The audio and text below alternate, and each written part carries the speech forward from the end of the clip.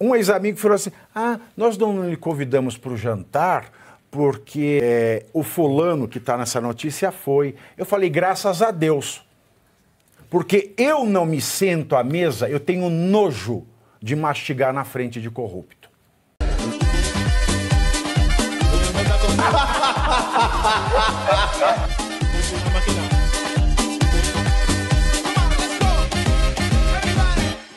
A vergonha na cara é aquilo que enche os olhos do brasileiro sem propósito.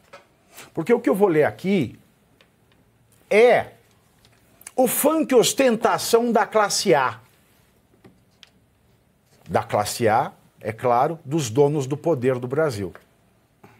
O que eu vou ler aqui agora, para vocês, me revolta, me dá nojo. Nojo! O que eu vou ler para vocês aqui agora fala de uma das pessoas que eu menos suporto na vida. Eu não vou falar quem é, são vários envolvidos, mas aqui no meio tem uma das pessoas dessa notícia que eu nunca gostei. E uma vez um ex-amigo, porque eu sou cheio de ex-amigos, sabe, Fred? Eu tenho mais ex-amigos do que ex-namorado. Um ex-amigo falou assim, nós não lhe convidamos para o jantar porque o fulano que está nessa notícia foi. Eu falei, graças a Deus. Porque eu não me sento à mesa, eu tenho nojo de mastigar na frente de corrupto. Nojo. E não convidamos porque você é nosso único amigo bolsonarista. E eu falei para ele assim, e quem falou que eu sou seu amigo? É porque você é meu único amigo bolsonarista. Eu falei, e quem disse que eu sou seu amigo? Então prestem atenção nessa notícia, eu vou ler da forma que me foi mandada pela fonte, para não incorrer em erro algum. Presta atenção nisso e vamos lá. Nós vamos falar de uma festa. Uma festa, gelo e Cuba Livre. E na vitrola o uísque água... Não, só que não. É uma festa bastante luxuosa. Padrão assim Alexandre de Moraes. Padrão Paride. Padrão viagens em primeira classe, hotéis 6, 7, 8, 9, 10, 11 estrelas, o céu é o limite. A notícia. Gabriel Chalita e Pablo Menezes. Quem é Pablo Menezes? É do Pablo? É do qual é a música? Não. Não? Não sei. Quem é Pablo Menezes? Não é Pablo Marçal também. Não, quem é? Alguém conhece Pablo Menezes? Não conheço. Gabriel Chalita e Pablo Menezes convidaram membros do Supremo Tribunal Federal, o STF, e do Superior Tribunal de Justiça, o STJ, ou seja, a cúpula do Judiciário Brasileiro, para celebrar na última sexta-feira, para celebrar dia 4, o aniversário do ministro Moura Ribeiro, do STJ, com um jantar no apartamento de Chalita em Higienópolis, bairro Nobre de São Paulo. A cobertura de Chalita ficou conhecida quando o então secretário da Educação, no período de 2002 a 2006, foi acusado de enriquecimento ilícito. O Ministério Público abriu 11 inquéritos. Em 2018, no entanto, o STF negou a reabertura de denúncia e, assim, inocentou Chalita. E só Teori Zavascki, só a Carmen Lúcia votaram pela manutenção da investigação. Mas o Tofodídio, Dias Toffoli, e o ministro Gilmar Mendes votaram para livrar o Gabriel Chalita. Para o jantar, foram oferecidas aos ministros vagas no Hotel Emiliano, aqui na Oscar Freire, em São Paulo, em diárias que variaram para os casais entre R$ 3.200 a R$ 5.500 à noite. O interessado em vir ao jantar, em ficar no Emiliano, deveria enviar o nome e do acompanhante ao Instituto Justiça e Cidadania, que edita a revista Justiça e Cidadania. Pablo Menezes é vice-presidente da Rede D'Or. Foi lobista da Qualicorp, que sorteava automóveis entre juízes. Moura Ribeiro foi relator da ação sobre os planos de saúde. Coordenou o seminário Desjudicialização da Saúde, promovido pela Fonajus e pela revista Justiça e Cidadania.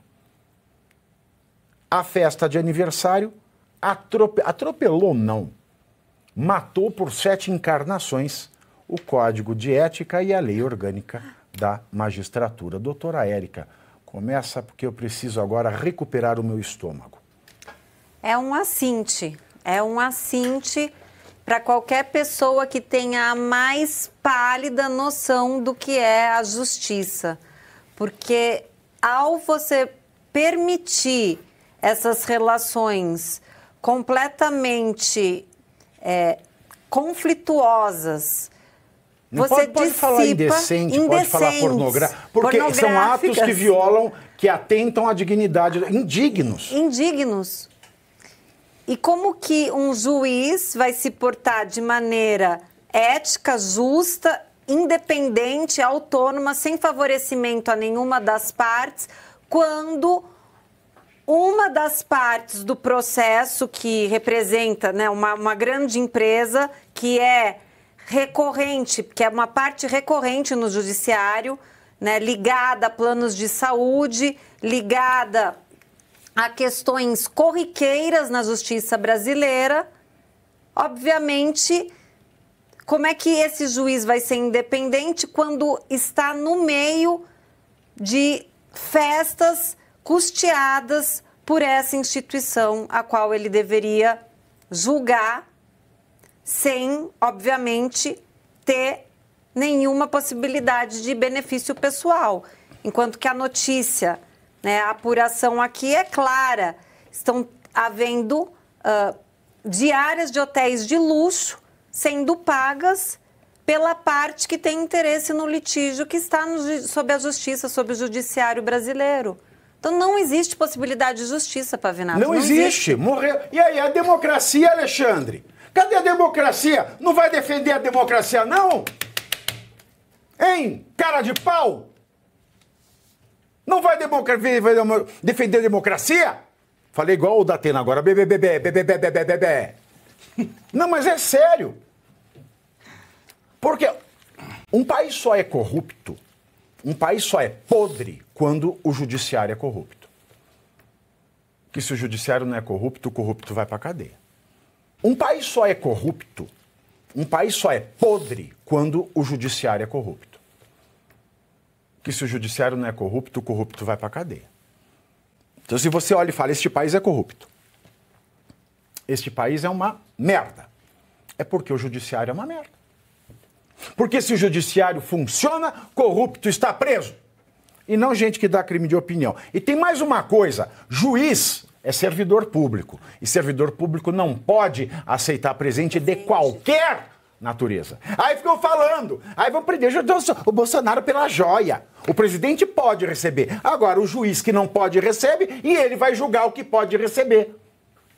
Olha o absurdo que nós chegamos nesse país. Aí vai falar que é a defesa da democracia? Ô, Katsu! Defesa da democracia? Onde? Olha a promiscuidade! Isso é de uma promiscuidade! Isso tira todo o crédito da justiça. Isso tira toda a fé no Brasil, porque tudo acaba na justiça. Porque aí você está falando a verdade, está apontando o erro, está apontando a maracutaia, a pornografia, aí vai alguém te processa, aí você é culpado por falar a verdade. E aí dizem, ele é condenado por decisão judicial, porque o termo decisão judicial parece uma capa. Sabe, como é que chama aquele negócio de pôr na cabeça de bandido? Capuz. Aquele capuz, mas tem um nome. Balaclava. Isso, balaclava. A expressão ordem judicial é uma balaclava para bandido no Brasil. Onde é que já se viu um negócio desse? Não dá para aceitar uma coisa como essa. Isso é imoral, isso é escandaloso. E tem mais uma coisa, Arthur. Sabe para que servem esses institutos jurídicos? Sabe para quê? Pra quê? Eu jurei que eu nunca ia falar isso no ar. Sabe para que serve um instituto? Não só jurídico. O instituto serve para corromper juízes e autoridades públicas. Porque eles recebem da palestra, e aí você já viu. Na viagem, e aí você já viu. Então, Pavinato, É para isso que serve o instituto. quantas vezes a gente falou aqui que está na hora dos juízes, ministros, pararem de aceitar convite de empresa privada para eventos, no Brasil e no exterior?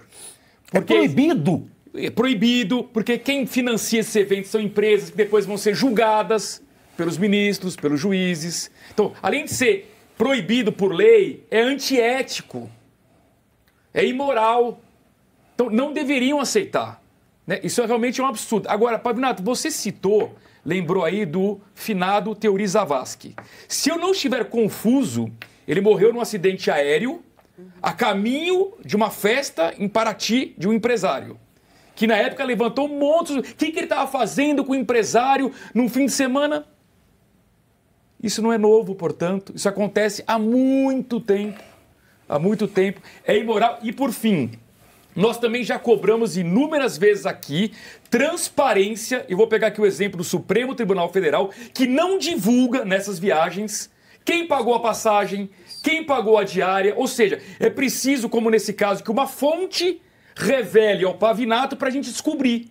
Então, se eles acham isso normal, que eles batam no peito e publiquem na agenda dizendo: eu vou hoje a um jantar financiado pelo Instituto tal, e não tenham vergonha de dizer isso. E eu tenho um caso que julgo. É isso. Bate no peito e fala: eu assumo isso e ponto final. Não, mas é sádico. Sabe aquilo que a gente falava do Alexandre de Moraes e do Daniel Silveira ontem? O Daniel Silveira tinha que pagar uma multa, não saía da cadeia porque tinha que pagar a multa, mas ele tinha o dinheiro para pagar a multa, mas o dinheiro estava bloqueado pelo Alexandre. E o Alexandre não deixava desbloquear para ele não pagar. Esse sadismo é isso que esses juízes fazem. Eles fazem na nossa cara, eles pegam a bundona deles, abrem as duas nádegas e fazem assim, ó, na cara do povo. Aí o povo reclama. Ele fala: não, você, ó, como você é deselegante, você extrapolou os limites da crítica. Agora, extrapolar o limite da lei não tem problema. Extrapolar o limite da moral, o limite da decência, o limite da ética, extrapolar o limite da justiça, extrapolar o limite do bem, não tem problema. O problema é extrapolar o limite da crítica nesse país. Ora, vão tomar banho todos vocês. Vão tomar banho todos vocês. Isso aqui mostra que está tudo errado. Isso aqui mostra que nós, cidadãos, ou como diz a Janja, cidadãos, ou como se diz no Roda Frouxa da TV Cultura, cidadãos brasileiros, nós somos merda. Porque estão aí os donos do poder gozando com o nosso dinheiro, se retroalimentando com dinheiro sujo. Sujo, mais sujo que o discurso que o Alexandre de Moraes diz que é de ódio na rede social. Mas isso pode, porque isso é democrático. Ser injusto é democrático, talvez, né, professor? Pavinato, o Brasil já acabou, vamos cair na real. O que existe é um grupo de pessoas tentando reanimar esse corpo que está jogado no chão. E essas pessoas estão sendo combatidas como as causadoras da possível morte desse corpo. Ninguém viu que o corpo está com câncer e apodrecendo. É o que está acontecendo com o Brasil. Eu vou pegar esse elemento, duas coisas. Eu lembro que a gente conversando aqui sobre os grupos criminosos ou sobre organizações criminosas, sempre é um banco que tem três pernas, três pilares. Ele tem que ter uma empresa de fachada, ele tem que ter uma liderança política e ele tem que ter um corpo administrativo vinculado ao Estado, logo, governos, o que quer que seja. Sempre tem isso. Qual era a pergunta que nós fazíamos. Afinal de contas, o Brasil já foi tomado pelo crime organizado? É uma organização criminosa que tomou conta disso? Qual era a questão que se chegava? Não, talvez nós tenhamos ainda a concorrência entre grupos organizados que estão brigando entre si. E o STF virou o papado. Aí é que está a jogada. Virou, é o Borja, é o papado Borja, o STF aí hoje. É que está a jogada. O STF, por intermédio das suas autoridades, entendeu que eles podem ser uma espécie de ponto de contato em tudo isso, sem querer se contaminar. E olha que engraçado, qual era o nome do Papa Borja? Alexandre VI. Alexandre VI. É história vagabunda! Há um outro dado que explica muito bem isso. Eu tive a oportunidade de assistir aula com Francisco Wefort, que foi ministro da Cultura do Lula, foi meu professor. E uma vez ele estava explicando uma tese do Fernando Henrique Cardoso, que era a tese dos anéis burocráticos. O que era a tese dos anéis burocráticos? Era exatamente a ponte que se faz entre o empresariado e o poder público para destruir e explorar o povo brasileiro. Quando ele falou aquilo, eu ousei fazer uma pergunta se, de certa forma, não era isso que certos partidos de esquerda queriam. Porque ele identificava que isso existia no Brasil antigo, que tinha que acabar. E eu falei algo naquela época, eu estou falando, antes do PT assumir o poder. Eu disse, quando o PT assumir o poder, ele não vai acabar com isso. Ele vai transformar isso em escala industrial. E ele vai tornar isso parte da máquina e da estratégia política do partido. Falei isso, eu tinha 20 e poucos anos, porque era a lógica que dizia. O que nós vemos é toda essa promiscuidade. É uma promiscuidade que você resolve a promiscuidade como? O Luiz falou, o Torek falou, você falou, a Gisele falou. Transparência. É simples. Eu vou para tal lugar fazer tal coisa. Se isso aqui foi ilegítimo, eu estou inabilitado para participar desse julgamento ou para fazer qualquer atividade. Por qual razão? Porque eu estou comprometido, não é nenhuma questão de choque de interesses. É convergência de interesses.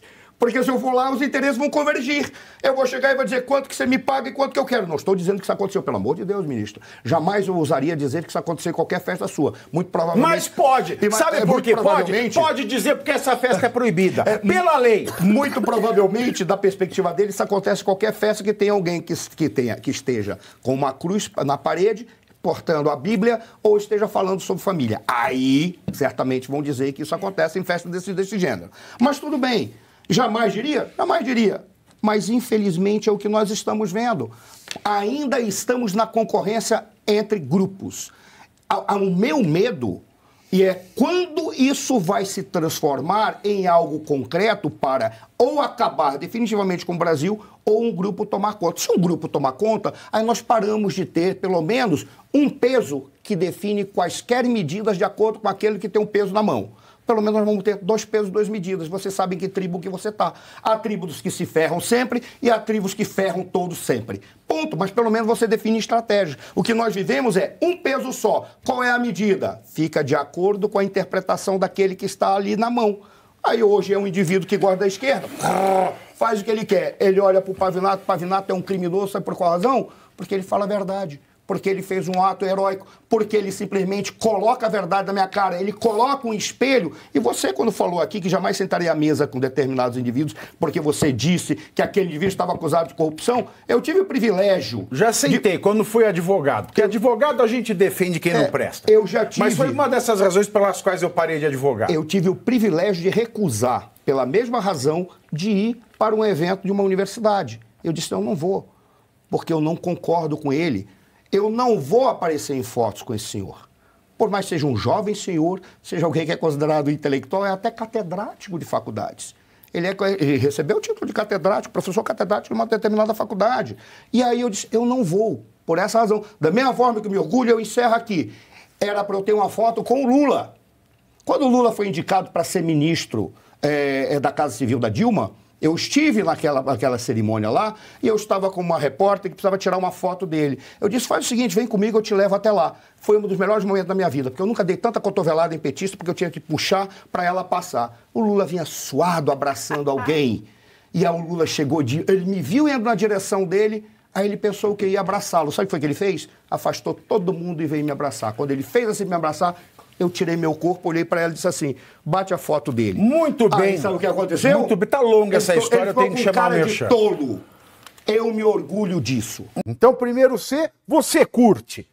que é o preço deste programa. Quanto vale o ingresso para ver este palhaço neste picadeiro bonito? Vale uma curtida. Vale o seu like, o seu joinha, o seu gostei. Então, a sua obrigação é curtir. Se puder, comente, porque quem comenta ajuda no engajamento. Então, primeiro C é curtir, segundo C é comentar, o terceiro C, o que seria muito louvável, seria você compartilhar. Tem um link que é a setinha, uma setinha assim, meia bomba. Sabe aquela, a setinha da pipa do vovô que se esforça? Você vai lá, copia o link, cola no seu Orkut, no seu Facebook, no WhatsApp, no Telegram, manda sinal de fumaça, pombo correio, não é pombo correio do banheiro, é o pombo correio que leva as mensagens, você passa para todo mundo que você gosta, para quem você não gosta, você também passa. Então, ó, curtiu, comentou, compartilhou.